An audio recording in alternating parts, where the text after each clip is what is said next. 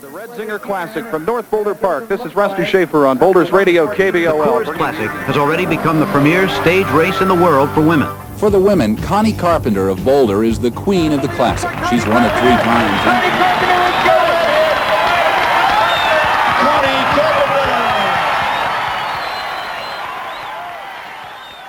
Carpenter! And everybody gets quiet.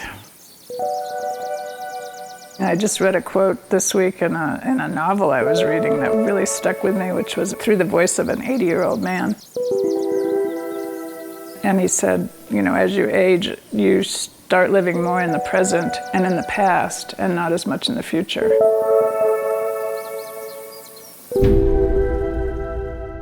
I was a speed skater before I was a bike racer.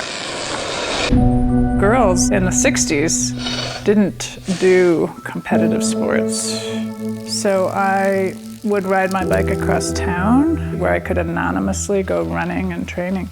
And so the bike was my savior. I mean, I think the bike for many kids is a savior. It's freedom. It gets you away from your house.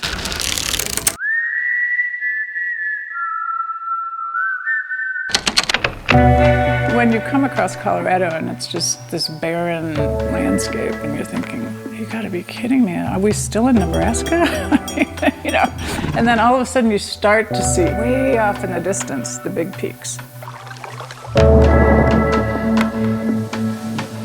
I came to Boulder because of the bike race. So we had a race around North Boulder Park. I think it's more important than the Nationals. This is a big thing. You can race in 3 races in 1 week. Everybody's here. Yeah, it's a really big race.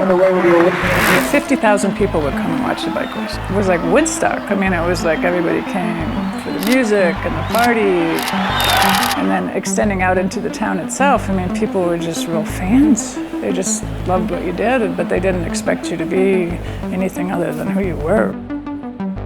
I felt really accepted in Boulder. And even, you know, admired, which was an unusual place to be as a female athlete. You know, women came here and they were like, when do I get to come back? It was unparalleled. That's why my view of women's cycling now is so clouded. I'm like, how did we step back so far? We became invisible at some point.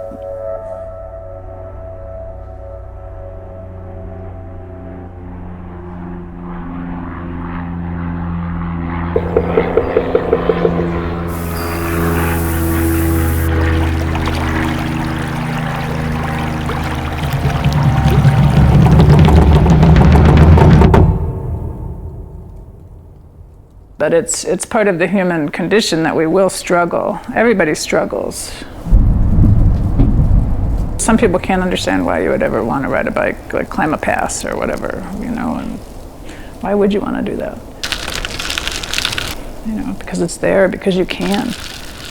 What a gift, you know. Pedal stroke after pedal stroke after pedal stroke. You master not only your machine, but yourself. And mastery brings with it that sort of flow and ease.